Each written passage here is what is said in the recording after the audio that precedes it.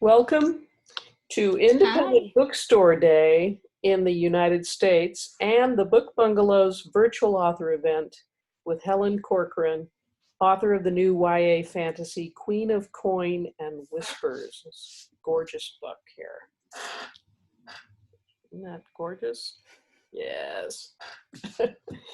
I've read it and I really enjoyed it. It has an interesting historical feel, definitely grounded in a world not so unknown to us, and yet there are definite differences. So we'll go into that some. My name is Tanya Mills, and I'm the owner and manager of the Book Bungalow in St. George, Utah. Southern Utah's only independent bookstore offering all new books and a full slate of events, though the events are being done virtually now because of the pandemic. But we are open, taking precautions. You can order Helen's book through our website, and I will be putting that link in the chat box as soon as I can. I'll also post a link in the chat box to her. Let me admit these others. Okay, we've just begun the recording here. I'll be putting all those links at the end of the recording that will be posted to YouTube. And so I'll send you all of you who registered, a link to the YouTube recording as soon as it goes live. In Queen of Coin and Whispers, Helen tells a story of a teenage queen, Leah, who inherits her corrupt uncle's bankrupt kingdom. She brings a new spymaster into the fold, Zania, am I saying that right? Yes. Okay, who takes the job to avenge her murdered father. Faced with dangerous plots and hidden enemies, can Leah and Zania learn to rely on each other as they discover that all is not fair in love and treason? In a world where the throne means both power and duty, they must decide what to sacrifice for their country and for each other. Helen grew up in Cork, Ireland, and you can correct me if I get any of this wrong. Dreaming of scheming queens and dashing lady knights. She decided to become a writer at age 8. I'll have to ask you, what book was it that turned you on to writing? It was a British author called Enid Blyton, and it was the Amelia Jane series. Okay. About toys that came to life when no one was in the room. That's okay. I've got somebody else I need to admit. Okay. So she decided to become a writer at age 8 and discovered fantasy and horror through the works of Michael Scott, Tamara Pierce, and Christopher Pike. She also never quite stopped reading teen fiction when the term no longer applied to her. And that's okay, of all of us. Many of us do that.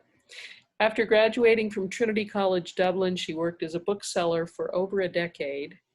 She lives in Dublin, writing fantasy novels and haunting coffee shops in search of the perfect latte. What's your favorite coffee shop there in Dublin?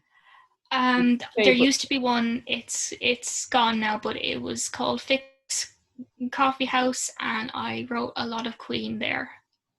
There was 2 Starbucks I went to a lot because they kind of just left you alone. Okay. But Fix was my favorite one. It was a little independent shop, and they were really nice. And now they're gone, sadly. Oh, that's too. Is it because of the pandemic? I hope. No, Dublin is going through a big construction boom, and rents are going up. So a really fancy upscale restaurant went there instead, which I do not go to. But okay. As we talk, if any of you have questions that occur that you would like to ask, just type them in the chat room. Let me put the chat thing up. And I'll try and get to them. Let me begin. As a writer, why do you prefer fantasy? And more particularly, fantasy with an historical feel, or it does not? Fantasy was my one big love from when I was about 11, and I think it's just the idea that there's so many possibilities in there. Like you can create your whole world, and there doesn't have to be the patriarchy in there. Homophobia doesn't need to exist in your world. But if you go on a historical base, you can take familiar things and then just tweak them a little bit. And with Queen, I did want to put magic in, but I didn't. And I think as well, if you put magic into a book as well, you can really interrogate it through power and through gender and through class as well. So it's just there's so much more there. A lot more possibilities. Yeah. A lot more possibilities. And I think as well in the last decade, as more kind of writers who aren't necessarily straight white men start to publish and start to become established, the lens of what we can do is becoming a lot broader as well. Now what book when you were 11 turned you on to fantasy? Tamora Pierce, the first Alana book, and it just blew my mind wide open. It is the earliest of her work, so I think she's really drilled down into what she does best now. So I mean, because the Alana books were written in the 80s, some of it doesn't quite hold up to what we would consider now. But they were just amazing. There's so many women in there, and they all wield power in different ways, because you have Alana, who, you know, is kind of more going up against the patriarchy, but you've people like Fayette, like Dane, like Kel, who come along and they just make their own way, and they become adults in their own way as well. But she's pretty much one of the writers who is the reason I'm here. She nearly came over to Ireland last year for Worldcon, and then she had to pull out because of ill health, and I was just devastated. Oh, that's too bad. Well, I mean, in fairness, if I'd met her, I would have just probably embarrassed myself and started crying. So, you know, it worked out. It was fine. But if I ever get to meet her, I'll probably just cry and be ridiculous. Okay. So she's definitely an author that's had a great influence on you. Any others? Garth Nix, I came to him quite later, but Sabriel especially is a big one. I kind of realized that a lot of Sabriel and Touchstone's relationship influenced Leah and Zanny a lot, especially the way you get to see them become older and you get to see them kind of co-rule and navigate their own marriage. And I would really like to do something similar one day, where you actually follow a couple, even if they're not the main characters in later books, and you just get to see who they become and kind of how they influence the next generation. Cool. So he was a big one. I did get to meet him. I only mildly embarrassed myself in front of him. It was fine.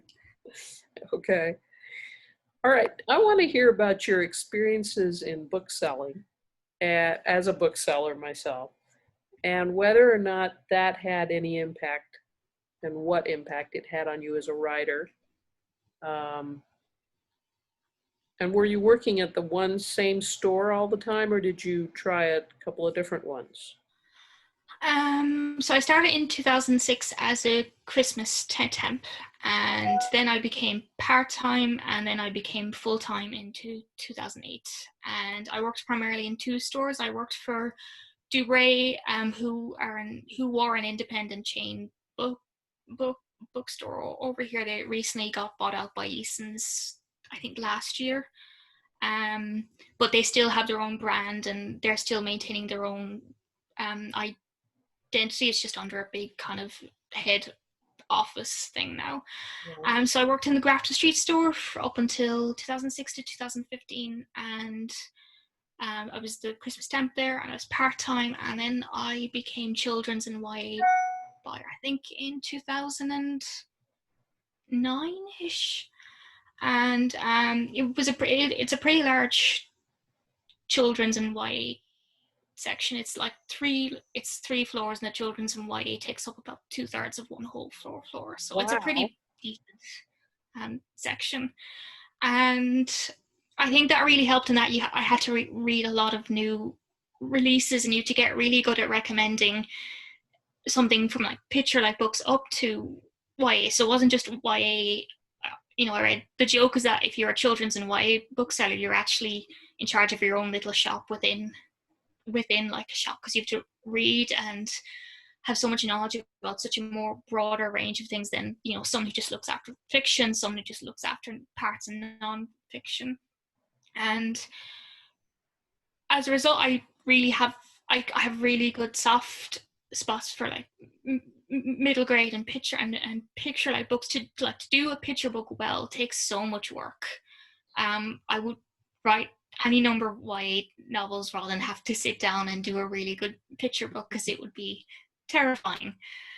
And you also get to help the next generation of readers stay readers, and I think it's a really important thing. And most children's and YA booksellers I know take it really, really seriously, because we know if you give them the wrong book, or one just doesn't work out, or it can kind of be the difference between someone still reading into their teens and keeping that up. And in some ways it can help that you steer things a little bit, that you can broaden, like, because obviously there's always the big heavy hitters who get the huge marketing spend, but a lot of the booksellers I know would read things that wouldn't necessarily get the big marketing push. They wouldn't necessarily get proofs. And if someone was coming in for like a birthday present, you would kind of guide them to those kind of books, because the danger would be if you give them a big known name, they've already read it, their friends have read it, or they've read it at school. Yeah, you want to be able to recommend things they haven't necessarily heard of. And I kind of had a slight agenda, because you would get the thing, he only reads boys books, or there's a girl in that book, he won't read it. And obviously there's only so far you can push, because you won't, you are still in a customer service role. But I got quite good at tweaking sentences, or if it was an ensemble cast, I would stress the one boy maybe in it, and there would be and there would be predominantly girls, and you just send them that book out, or you'd go on about the plot. So when I moved to Dunleer, I was more of a supervisor role, and it was a much smaller shop. It was Grafton like Street. You get a lot of people on their lunch break or on their way home from work, so they're quite stressed and they need something, and they're in and out. So you wouldn't have as many regulars. My most regulars would be people who would come in every Christmas, and I would only see them once like a year. They would remember me. I would have no idea who they were, and you'd just work with it, and you'd hope for the best. Whereas in Dunleary, it's predominantly regulars. They've been coming for years. They know us all. They know who to go to for what genre. I like how I'm talking as if I'm still there. I still go in. I still bother them. So how did bookselling affect you as a writer, or did it? Because you've to read so much, you get to see where there are gaps. So I would have a lot of what some staff members will call my gay agenda, in that I have a lot of queer YA, and no one would come in asking for it, but it would quietly sell.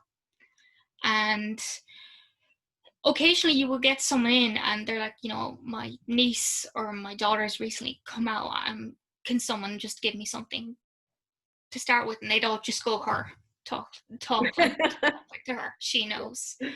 And I knew that there was huge gaps. Like, I knew there was not as much queer fantasy or queer sci-fi as there is like contemporary, and a lot of it still focuses on coming out, and coming out is obviously still very important, because you never really stop coming out. There's always just different versions of coming out as you get like older.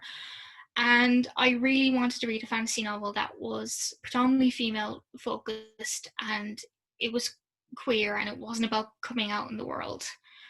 And there just wasn't really that much there. And it was kind of like I wrote the book that I wanted to read. Okay. And it just, because just no one seemed to be writing it, so I just went, fine, I'll do it.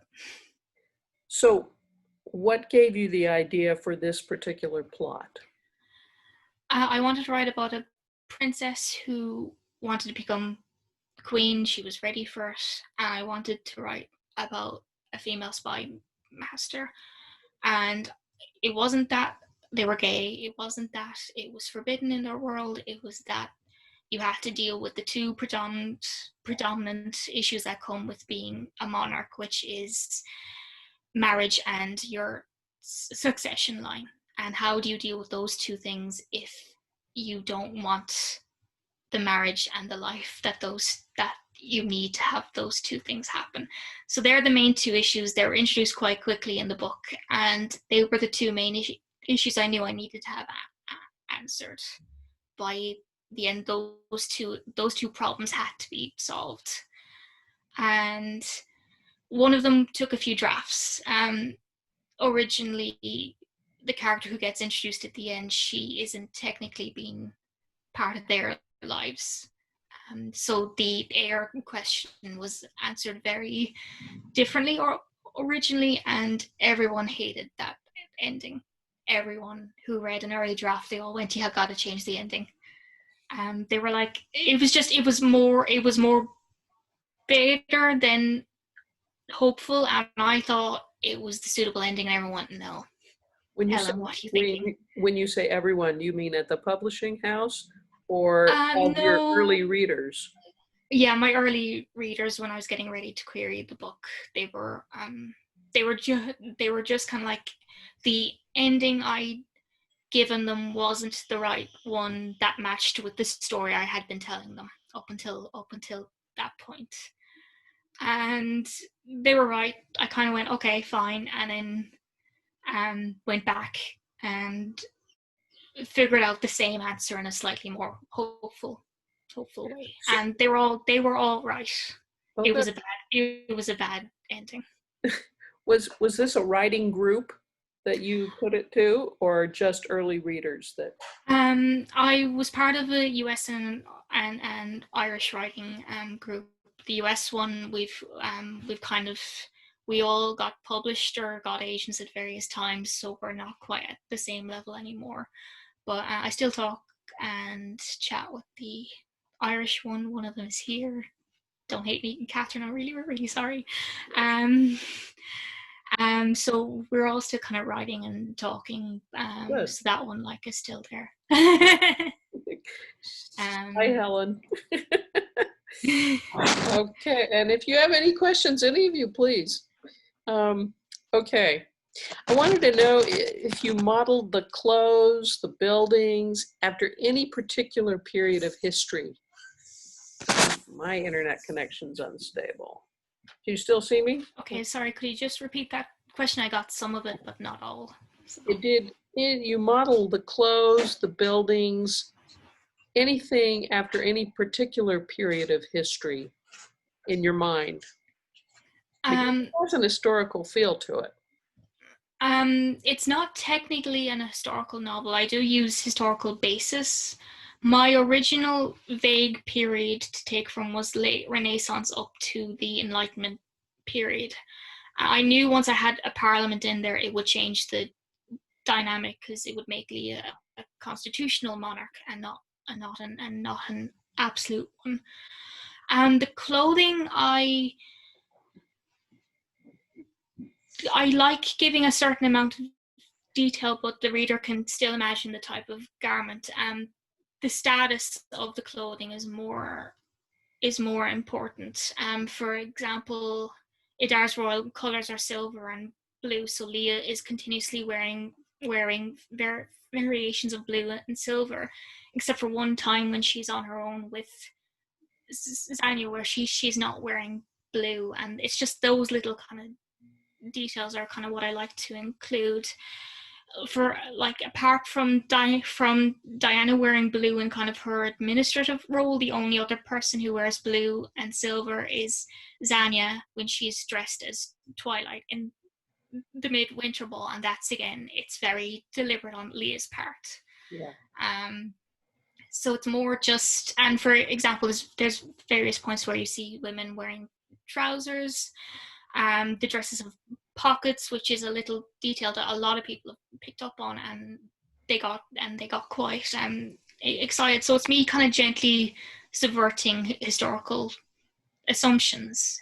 Mm-hmm. So it's not very blunt, but it's me going, if you look at these little details, I've just changed enough. Yeah, I felt that as I read it, that it was like you took a slice of 16th century Europe and tweaked all the gender rules. I don't recall, because I don't recall reading another book with so many traditionally male positions held by women. Uh, and that was deliberate on your part, right? It was.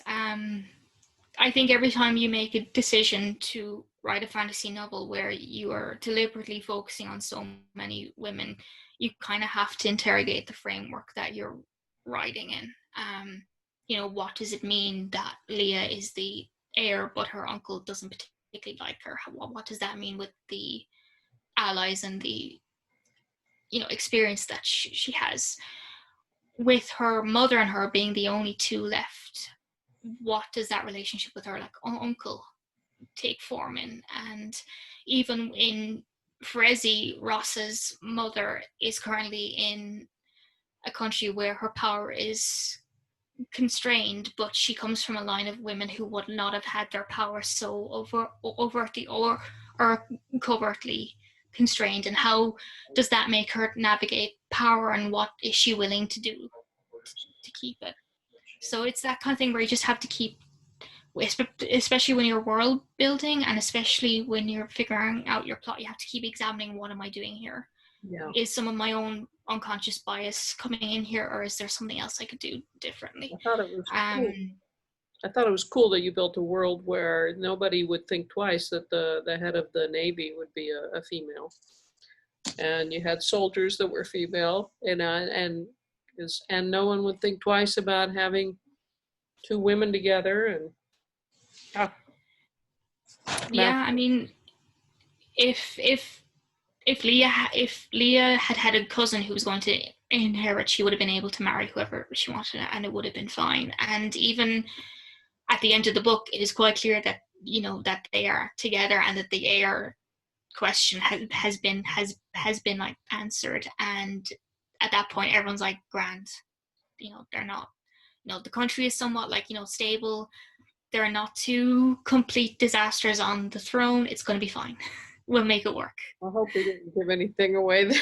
I was quite subtle. It'll be fine. Okay. I don't think I've ever promoted this book as it's going to be a terrible thing at the end. So, since you're Irish, I couldn't help but wonder if you intended the big bad country to the south to be representative of England in any way. Short answer is no. Okay. I think every time you kind of introduce post-colonialism into your world, there's obviously going to be comparisons made. Some people think Ferezi is based on Britain.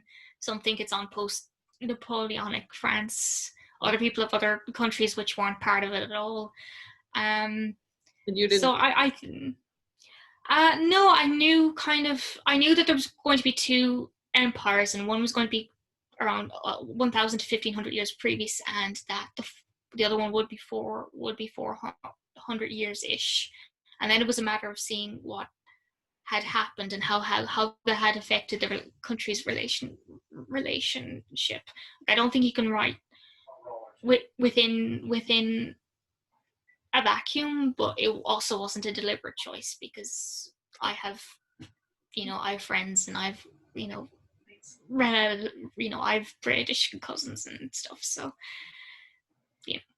Okay. Some people would see it wasn't a deliberate choice. Okay. With whom do you most identify, the Queen or the Spymaster, and why?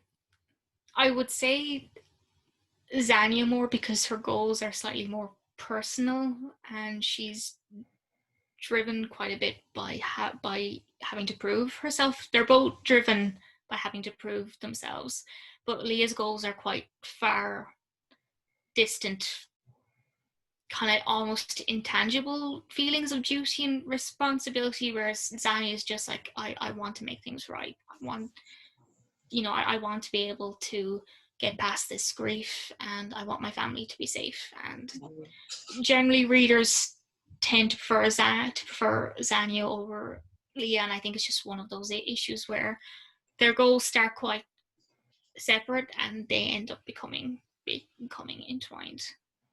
Okay. So Only other books or media that I could find that used the term whispers or whisperers in connection with spying were George R. Martin's Song of Fire and Ice, where you got Lord Varys, the master of whisperers, and Jura, the master of whispers in the video game Guild Wars. Were you familiar with either of those? I've never heard of Guild Wars at all. Okay. I don't think you can be a fantasy writer and not know about Game of Yeah. Thrones. It's a cultural behemoth at this point. I read the books years and years ago, like I was in college when I read them, and mostly with my own world building, I knew that there would be administrative roles that would ultimately answer to the queen, like, you know, the treasury, the navy, you know, justice and law. So I wrote out words that matched each kind of world. So coin for the treasury, whispers, and they're all titles that you can put, like, you know, the queen's justice, the queen's coin. So it kind of enforces that they are royal Yeah. kind of offices. And to be honest, Zanya is like a spy master who's working in a non-patriarchal world, and I think that kind of, I had to make different decisions on how she navigated that world and how she navigated her allies and people who could get into positions or have knowledge that she wouldn't necessarily have access to. But it's not that she's a woman that is unusual, it's mostly just her age and her class that kind of people would look askance towards. It's not like, because there would have been female whisperers before her, and they, in the book, she's kind of considered a cog in the real whisperers wheel, and that's mostly just as a fail safe because Leah's court isn't quite stabilized, and her power and her circle of allies aren't quite secure. But it wouldn't necessarily be, her gender wouldn't play a role. And I think that is a different way of looking at it as well. What presented your biggest challenge in writing the book? The political intrigue. That took several drafts to get right. It was this huge, intricate braid, and each draft I had to tuck a little bit in again. I like the way you put that. The original one that O'Brien got, there was about 2 more strands in the political intrigue, and my editor finally went, "Will we just take 2 out?" Because she was like, "There's just so much going on." So we took 2 strands that she felt took the focus away from Leah and Zanya. Like, they were part of the intrigue, but it just took attention away from them, and she wanted to keep the focus on them throughout the whole book. Anything I've written since then has been easier than that political intrigue. I have never been so stressed long term over several years over getting one bit of the book, because my previous book had been a much more linear, straightforward plot, and I quite naively went, "I've written a book, I can do it again, this will be fine." And I just jumped up just a bit too high and had a very large learning curve. We got there. I look at the book, and even now I look at it and go, how did I do that? I really don't know. I think I blocked most of it out. So right up until the last draft that O'Brien saw, I was still kind of neatening things. I knew it wouldn't be fully answered because too many people had died. But I put in enough that the reader can either guess some things, or that you have the implication of some things that they're just never going to be proven. But any other plot now, I'm there going, "This is going to be fine. This will be fine. This will be so much easy." Even the next book, is this going to be Queen's World, hopefully. Is this going to be a series? It might be. So there'll be more political intrigue? No, it's a very different book. The book I'm currently in the middle of doing a synopsis in the first 20,000 words to submit to O'Brien, and it's set about 13 years later. The character who's mentioned in the epilogue is the age that Leah and Zanya are now. So you get to see the original cast as kind of adults who kind of know themselves a bit better. A lot of people who didn't like that there was very little magic in Queen will be happy for this book, because magic is in this book and it's causing chaos. It's causing chaos. When is this one due to be coming out? It depends if O'Brien take it or not, so nothing is guaranteed. It depends on how Queen is done. Are you still writing it? Are you still writing it? Yes, we're going to be submitting a chunk of it for them to see next month, and then it depends on how Queen is done and whether they want to continue the world. So just give it my best shot and see. But I'm working on other stuff as well. So. In Queen, what characters came the easiest to write and what were the most difficult to draw out? Leah took a bit to get properly solid, because her point of view was so distant that people found it hard to connect to her. So some of her opening chapters I had to go back and rewrite and polish quite a bit because there just wasn't enough of her own emotions in there. Zanya has always been the easier character to write. I really liked Matthias originally. He had his own point of view very early on originally that got cut. It was Leah and Zanya's alternate first person, and then Matthias had his own third person point of view, and I kind of used him as a way to show things that they weren't there for. And his point of view also jumped back a bit, so you got to see Leah and Zanya's fathers. It's the only time you see them alive in the book at that time. And so you got to see the actual real version of them and not just how Leah and Zanya and people who either didn't like them or who were grieving them saw those two men. Mm-hmm. And I really liked it, but the book was 130,000 words at that point, and I was lucky to go on. There's no way any agent is going to take this book. And I liked the idea of keeping the narrative completely centered on the two linear points of view. So it was the first thing I cut after the first draft. So I cut it out. I reread his point of view chapters. I made notes of what I needed to keep because the reader needed to know about it, and it's in an email somewhere, probably still being saved. So I really liked writing him.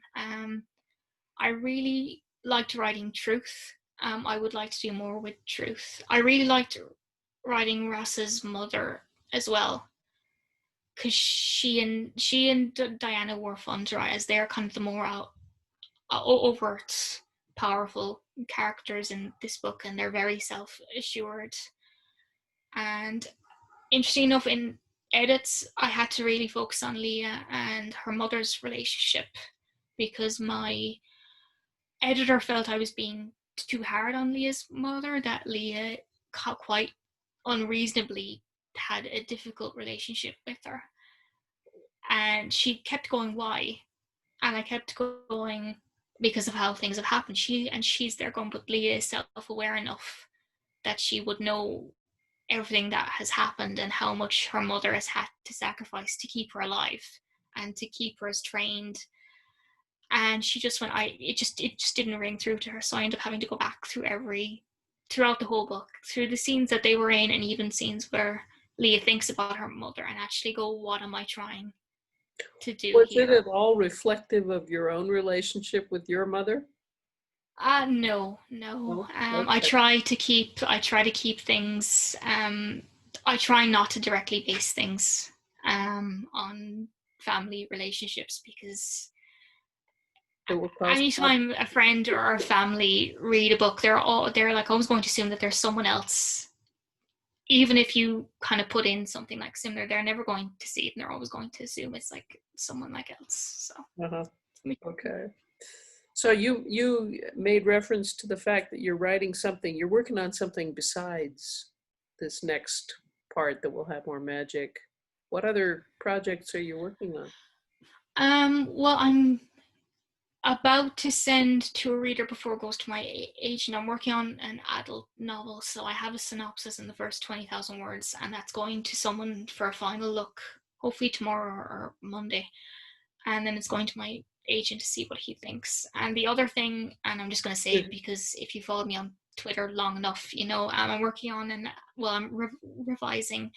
It is an adult female retelling of the Three Musketeers with dragons, and I wrote it in 2018, and I started revising it in late 2018, but I kept having to put it back, and you know, I kept having to put it down because of Queen and because of edits and copy edits.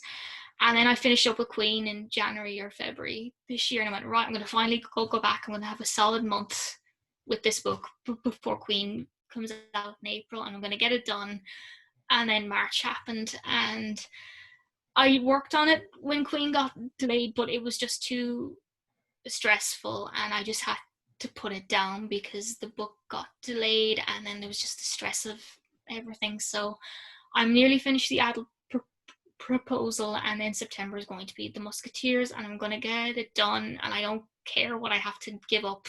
I'm going to sit down with this month and get this book done because I have other things to write and I need to get to them. But this was the book I promised my agent when I signed with him, and he's been extraordinarily patient. He's read some of it and he really likes it. So Which one?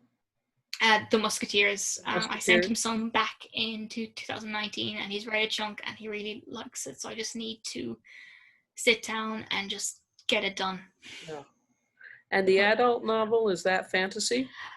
It's fantasy and it's queer, but because it's not complete, I kind of keep things a bit closer to my chest. Right, yet, that's because okay. we don't really know it.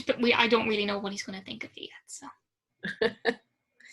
so tell us. He might just be like, no. No. Tell us a little bit about your writing process. Are you? Do you outline? Do you just write by the seat of your pants? Are you a morning writer, an evening writer? Just go ahead and. I'm traditionally a morning writer because of working in the book shop. I realized I was coming home too tired, and the thought of having to write after doing a full day, and because the shifts in the bookshop weren't like always the same ones, there was no real way to kind of have any kind of rhythm going. So I would always write before work, and I'd write during lunch, and then depending how the day went, I'd do a bit in the evening. I prefer doing it in the morning because I think it's Chuck Wendig. He talks about brain points, and where are you going to allocate your brain points for that day? Are you going to allocate most of them to your day job, or are you going to give some to your writing first? Like, where are you going to put your energy in? So I do traditionally, if I've had a good night's sleep, morning works best. When I'm under deadline, it's any spare moment I can do. I'm a much more strict outliner after Queen than I was, because I didn't outline Queen well, and that was partly why the Political Intrigue took so long to do, because I didn't really outline it properly, so I had to go back and fix it from scratch, and never again. So I either do a synopsis, which is about 2,500 words, which is just me vomiting the book to myself. It's just me writing out, telling the story to myself in a way that will get me excited about the book. So my synopses tend to have a little bit more voice than people recommend, but I found when I was trying to make it really dry and technical, it wasn't working right. So a friend just told me, write out the story to yourself. You can neaten it up. For the Musketeers, because it's an ensemble cast, I did a very structural outline with beats and making sure everything was neatening up, because each Musketeer has their own personal kind of arc that eventually ties into the main story. And Queen had been such a lesson in outlining that when I wrote the Musketeers, I was there going, no, we're going to do this properly. You're going to have an outline. Your notes are going to be in order. It's going to be fine. And so I'm now more of an outliner, but it depends on whether the book is plot driven or it's more character driven. I tend to focus more on characters and then build a plot around them, because I listen to music a lot when I'm thinking about a book or when I'm drafting. Sometimes when I'm editing, it depends. So I find the music helps me with character more than just plot. It does, huh? I cannot, I write too, but I cannot listen to anything while I'm writing. Yeah, Kind of ever since I, listening to. ever since I've been a kid, I found when I'm listening to music, I will start inventing a story in my head. And I've mentioned this to other people and they look at me very oddly, because I thought this was something everyone did. So I will listen to a piece of music and I'll just start building a story around it. So Don't know, the music hopefully comes other people first and then the story comes? And I build a playlist for every book, but I also have a general writing playlist. Whereas if I'm listening to something and it makes me think of narrative and story, I'll put it into that So what were some of the songs? playlist and it just gets me into that headspace. What were I some of the listen to a lot songs of Queen? Queen.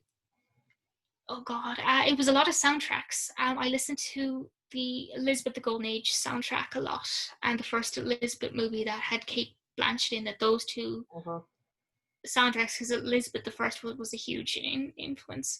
A lot of it is instrumentals. If I go to see a movie with friends, they'll come out talking about like the story or the actors, and I'll come out and I'll be on Spotify trying to find the movie like soundtrack. So I listen to a lot of instrumental stuff. Sometimes friends will send me songs going, this made me think of your book. Like a friend, her sister actually read Queen and she did her own playlist for it and she sent it like to me, and it was really interesting because it was music I wouldn't normally listen to at all, but the lyrics made her think of Queen or the artist, and like that was like really, really cool. But music is just it's just something that's always been there, and I've always associated it with writing for as long as I can remember. So have you shared those playlists on your website? I have Spotify playlist for Queen, which is public. The other two, because I do one for every book, but because the other two aren't sold or anything, I tend to kind of not advertise them as much. But they're there. I'm pretty sure they're public. If you type in Queen of Coin Whispers into Spotify, it'll show up. Reminded I have to put the link to your website. Okay, there's the link to her website. Do you have a Spotify link on your website that will? I cannot remember, but if I don't, I will put it in the minute this is done. Okay. And I also need to put in the link to buy the book.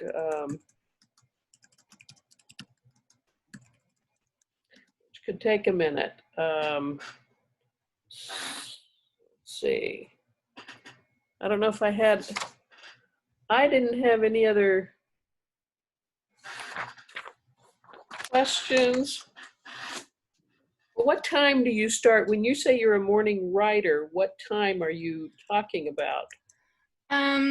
Usually, well, it's changed now because of remote working and I don't have a commute anymore. I used to really write in coffee shops a lot pre-pandemic, so I would usually try to be in a coffee shop for at least 8 and I'd write for an hour and then I'd go into work from there. When I was the bookstore opened at 9 or 10? Yes, 9 or 10. It would depend on which shift. If the bookstore opened at 9, because I knew the manager, he would start from 8 and he would kind of get the bookstore ready to open up. So he would be getting the bookstore open up and I would be sitting at the kitchen table with like headphones and like coffee writing. So I get a good 30 to 45 minutes done. And I had it timed for lunch breaks. If I had less than an hour, I could get 500 words done, which doesn't sound like a lot, but if you do it sounds like a lot to me. You're a fast writer. I'm not. So like if I had a really good day, I could get 500 words done before work, 500 words done at lunch, and then if things hadn't gone pear-shaped at work, I could maybe get another 500 words done at home. During the Musketeers, I was under such a tight deadline that I wrote 50,000 words in a week, and never, ever again will I do that. It was a disaster of my own making.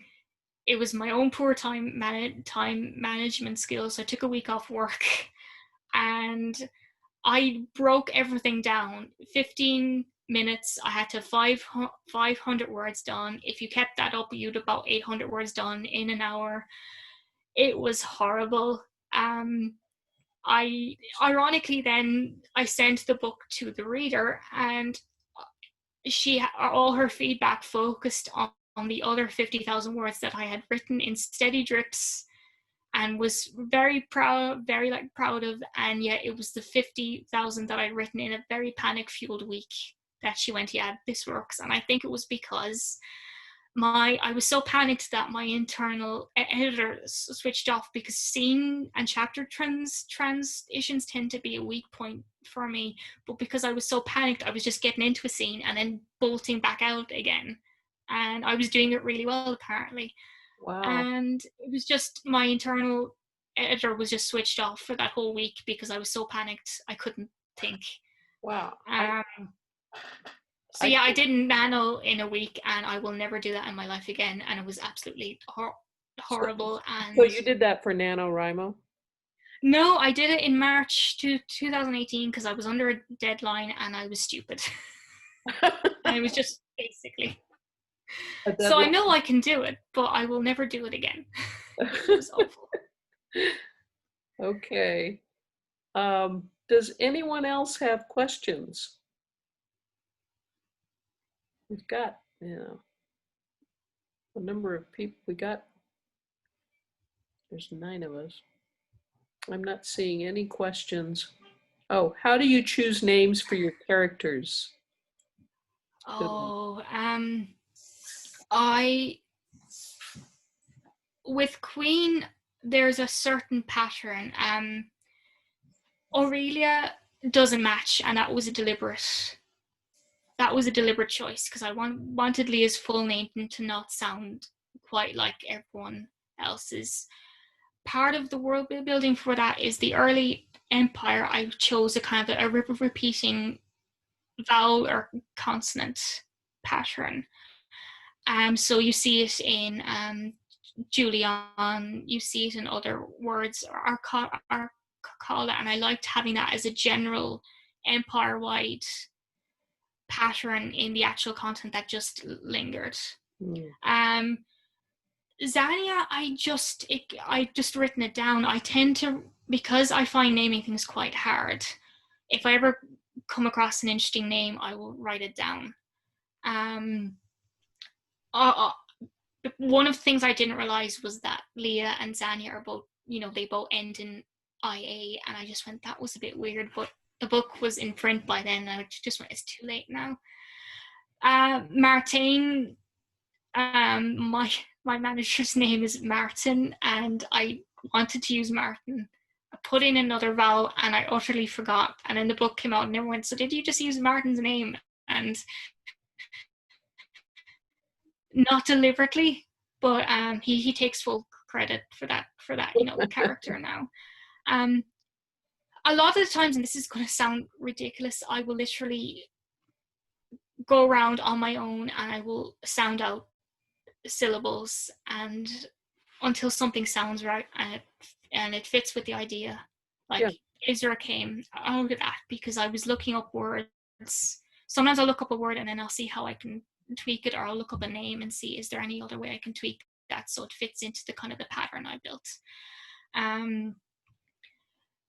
So yeah, I find names quite difficult. Like with the Queen one, I have to come up with a whole new generation, and I'm just sitting here going, why do I have to do this again? That's partly why Coin is called Coin. It was a placeholder because I couldn't find the right name for him, and I would just hit a wall with naming like people and places and countries. And so I just wrote Coin in and went, I'll come back. And then I liked the idea of him being such a workaholic that he'd absorbed his title, and that was what everyone like called him. So in the other, he will eventually retire. He retires in the next book. So I have find out Coin's like actual name in my synopsis, because I still don't know what his name is. So like I really wish some of it is just me throwing things at the wall and then seeing if it fits into the kind of the pattern. Like for the Musketeers, I started with kind of French names, but I diverged a bit. One little thing to myself is that each Musketeer has like Athos, Aramis, D'Artagnan, and Porthos in either their long name or it's the name of their estate that they're from. So there's a little kind of in jokes to like myself in that book. I try really hard not to focus a country entirely on one country from our thing. I try to kind of mush up the world building. I find as I world build, it takes on its own kind of life, because I'm very wary, because like a few people think because I use French influences in Frézy that I'm making a comment on France, which I'm not. It was just the book originally involved a lot more pastries and desserts, and I knew Frézy would be really into pastries and desserts, and that would be their thing. So I just started using some French stuff in it, but it's not entirely a world based on France because of their current leadership, and I was very careful with that as well. That Frézy isn't always a nice country, but it's because of the leadership that they have, and I was very careful to show that the culture and that there's other people there and that they don't feel the same as their current king and their current prince. So yeah, I wish my name process was a lot more structured. It's mostly just throwing things at the wall and seeing what like sticks. There's no shame in that. Catherine wants to know, what did you learn during the publication process that you wish you'd known at the time? One of the things is I regret, I'm going to phrase this extremely carefully, is that I could fight a bit more for things that I kind of feel I didn't fight it as much for because it was my first time doing it, and I didn't realize that it's that. Are you talking about? It's a business. Are you talking?